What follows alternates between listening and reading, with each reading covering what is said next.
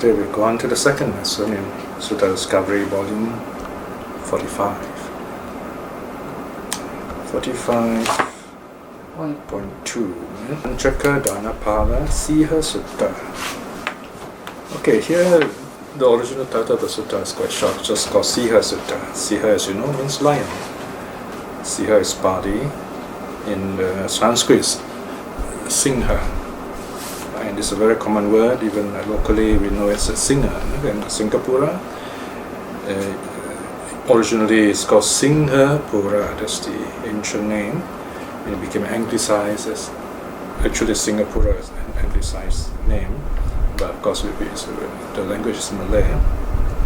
So even locally, we have a tradition that there are lions here.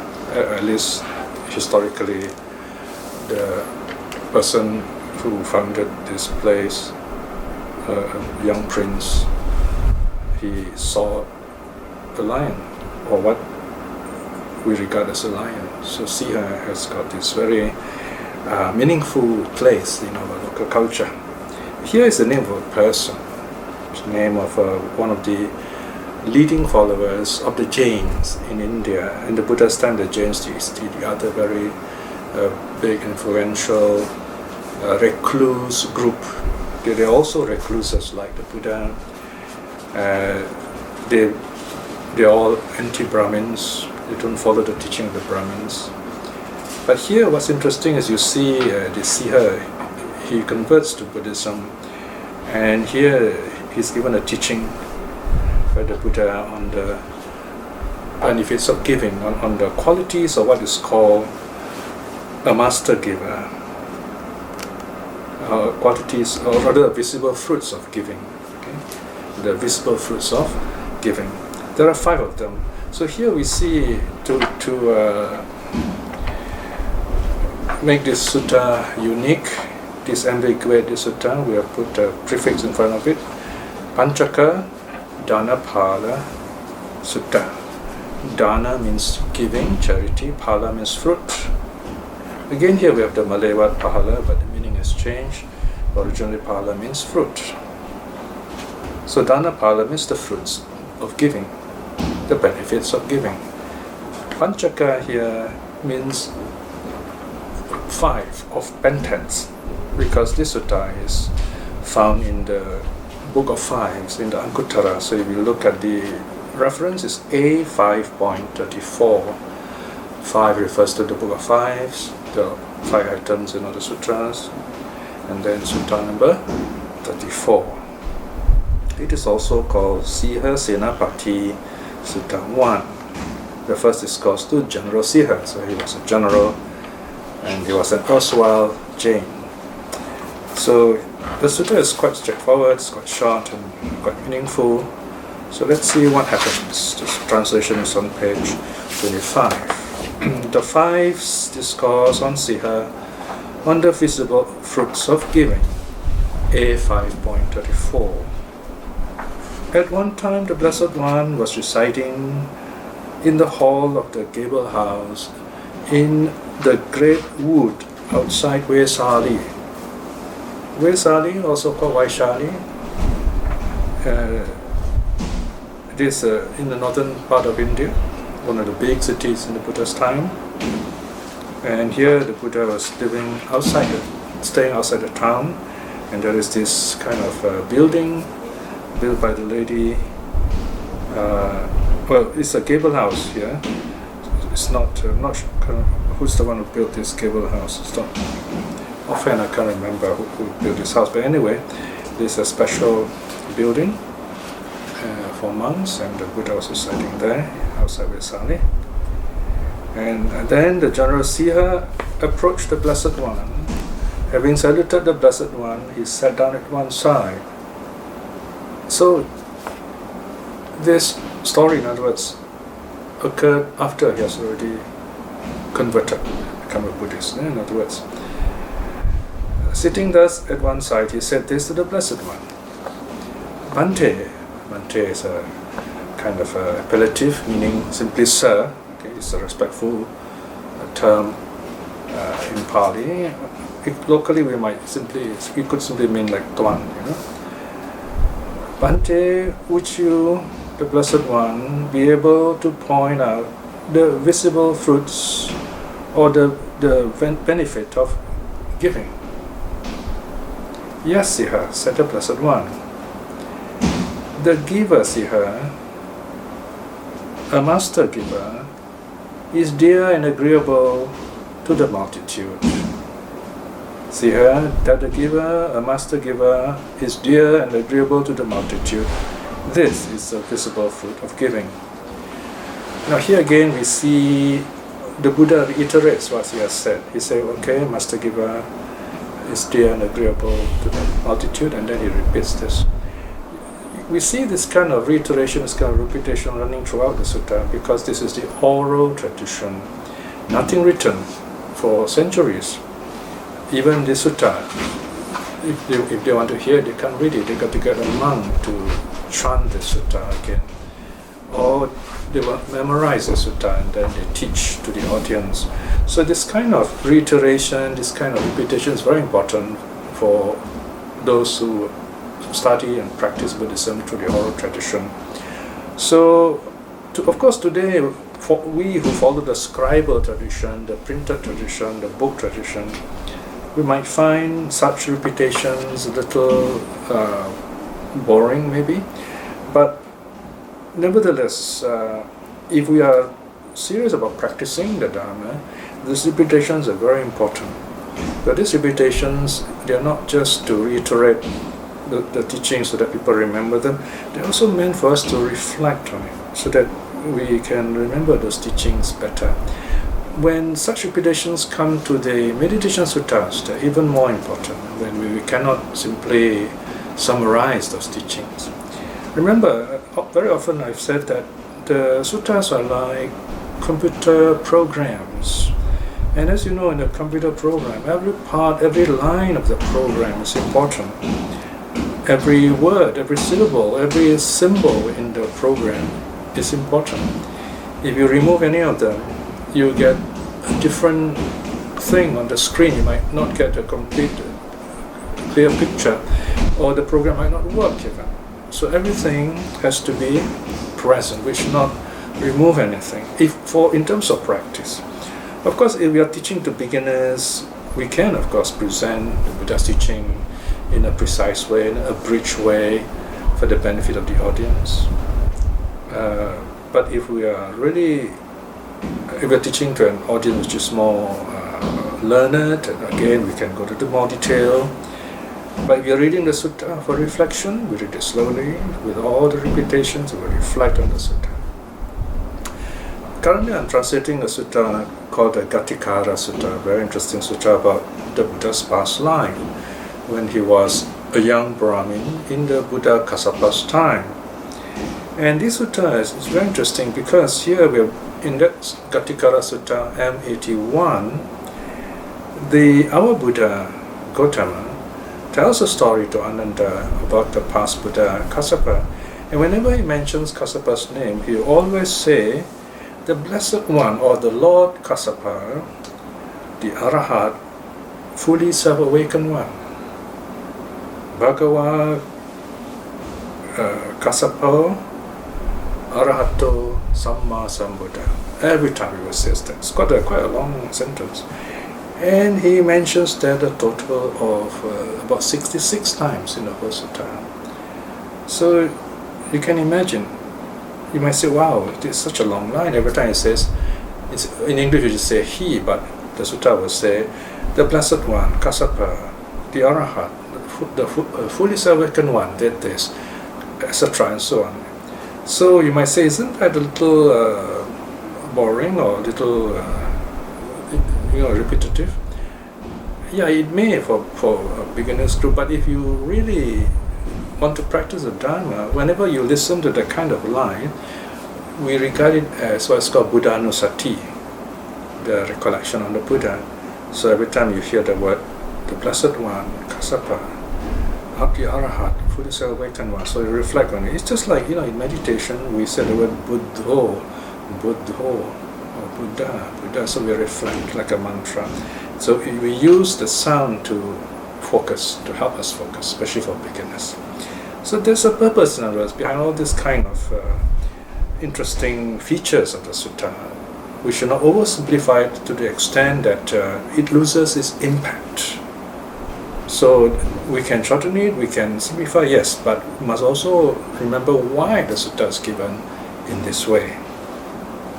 In other words, we should not be procrastinating. There's a story of Procrustes, who this is a crazy man who invite travelers to stay in his house, and at night he will tie the guests on the bed, and if their feet are too long, he will cut it off.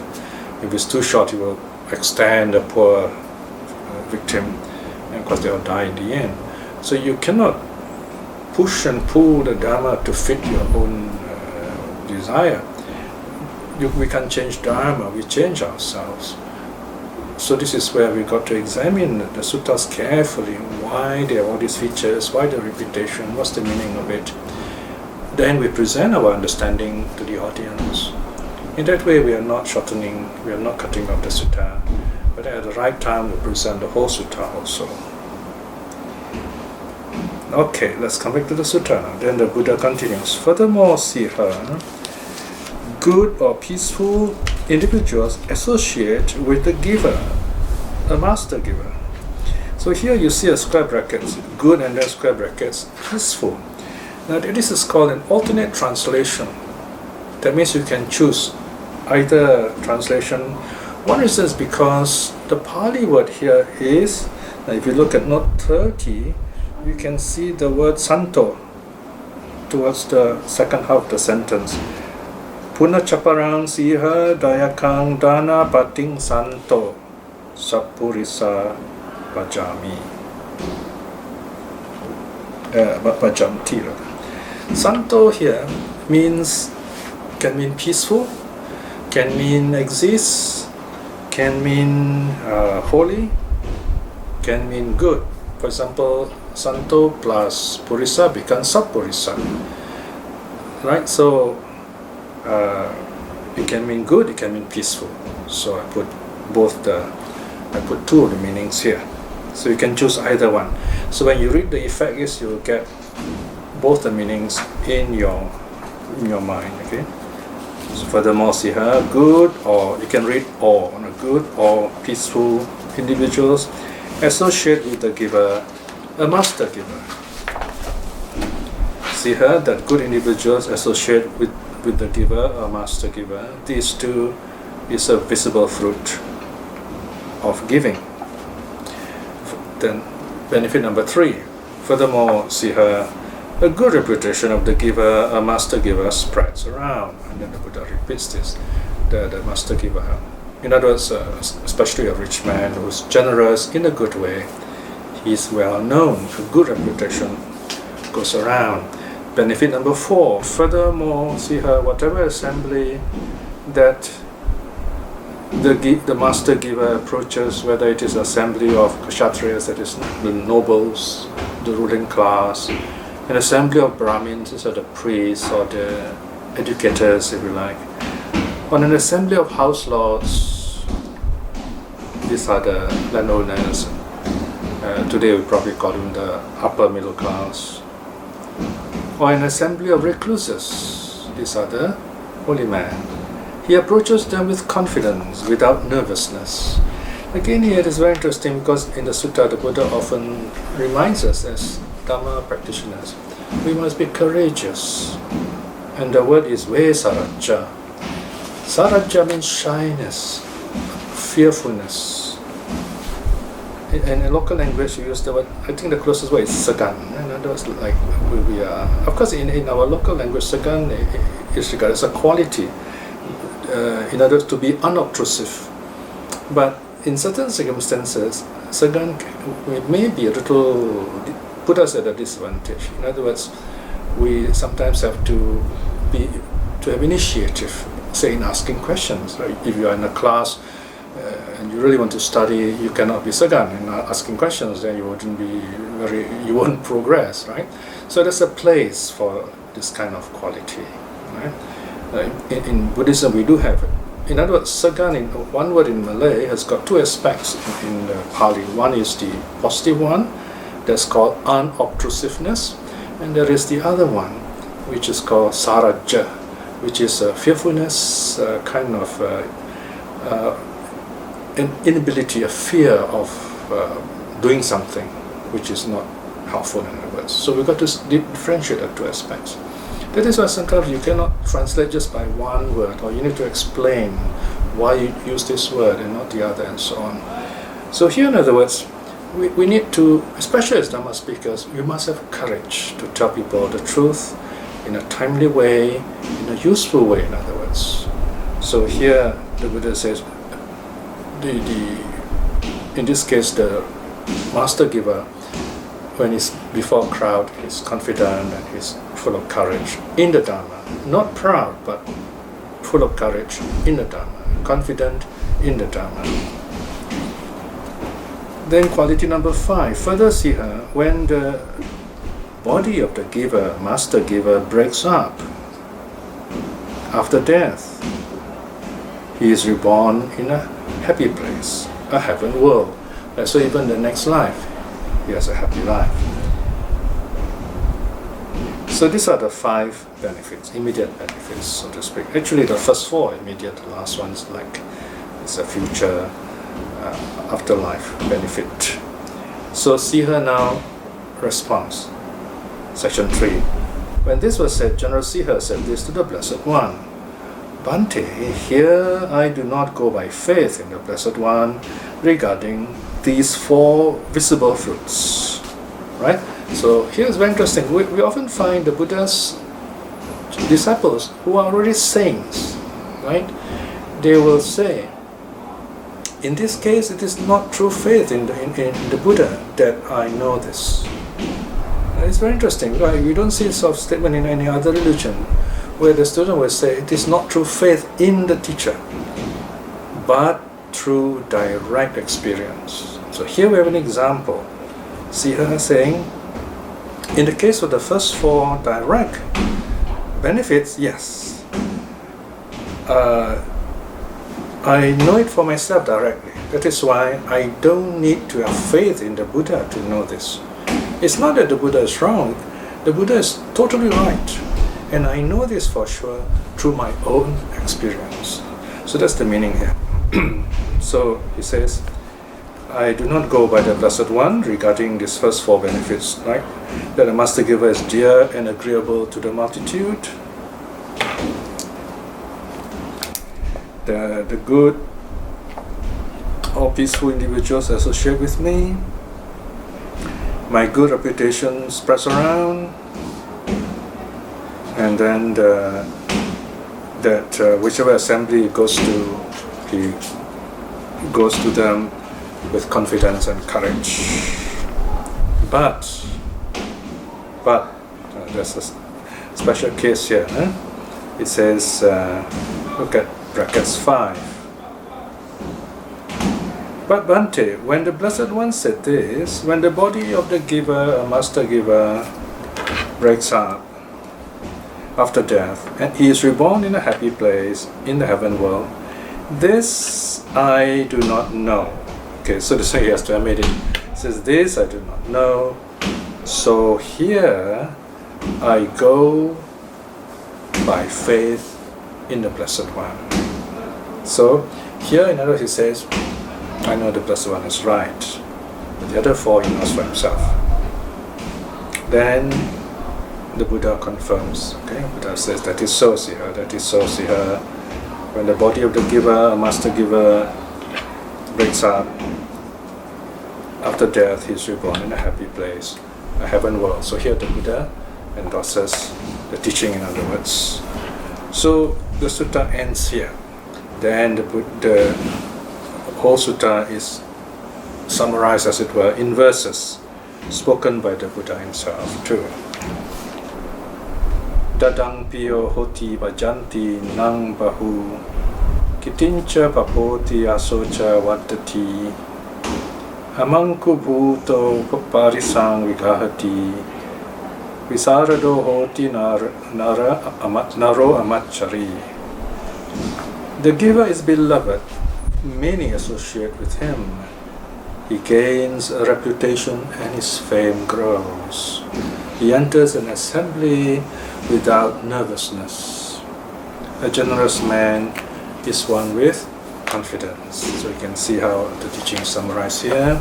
In the next verse, Tasmahi danani dadanti pandita vineya machera malang suke sino te diga ratang tidiwe patitita dewanang sahavya gata ramantite katawa kasa kata kusala ito chuta sayampaba anu vicharanti nandamang.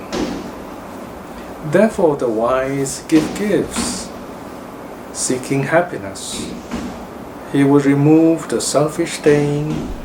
Long are they settled in the heaven of trees. This is Tawatingsa, heaven of the 33. Rejoicing in communion with the devas there. From this chance of doing good, from here he goes, self-radiant, to wander in Nandana. Nandana is the heavenly garden in Tawatingsa, heaven of the 33. Te tata nandati ramanti modare, samapita kama gunehi panchahi, katwana wakyang asitassa tadino, ramanti sagge sugatasa savakati. There they delight, enjoy, rejoice themselves, replete with the 5 chords of sense pleasures, having done the world of such an unattached ones, the disciples of the well-gone rejoice in heaven. So here we see definitely this is a teaching for the lay people, the laity, because here the highest point is rebirth in a happy place. After all, Janasiha is a layman. So this is a teaching for lay people. In other words, what should lay people do? Well, lay people, they keep the 5 precepts, they are not renunciants like the monks, so by working they support themselves, and so they do not have time for full-time practice. So their task is to, in a sense, support the monks and the Dharma teachers, and with that support they are able to give life to the teachers who teach them in return. So this is kind of like a social contract, so to speak. Right? This is of course one aspect of the Buddhist life. There are many other aspects. For example, you find in the Gatikara Sutta with a layman who is a non-returner, who lives just like a monk, and is able to survive even though he does not make use of money. So that's an interesting story which we will look at in volume 49. So the sutta ends here for today. Now let us close with a short reflection. The sutta sometimes may be short, but every sutta is like a window or like a door for us to look through or even move through in the silence and clarity of our mind, and to see with joy what is on the other side, so to speak. But the other side is always deep inside our own minds, our own hearts. So when we look into the sutta, we are really looking at ourselves. We're looking at ourselves with peace and clarity, with calmness, with joy and wisdom. That is why we have to look at the sutta in its fullness and try to understand it patiently, like listening to the Buddha talking to us again down the centuries through the sutras. Reflecting in this way is wonderful good karma, but the power of such good karma may be in this life itself. Be well and happy, and be blessed with the courage and confidence to aspire to be stream winners, to attain stream winning in this life itself. In this moment of peace, let us send out our loving kindness to all those who have taught us the Dharma, to all those who have been kind to us, and to our loved ones. May they be well and happy. And we also send out our loving kindness to those who are seeking the truth and liberation. Even those who have been inimical to us, that may they be blessed with compassion and wisdom. And those whom the Dharma have not touched, that they may see the Dharma and find awakening in this life itself.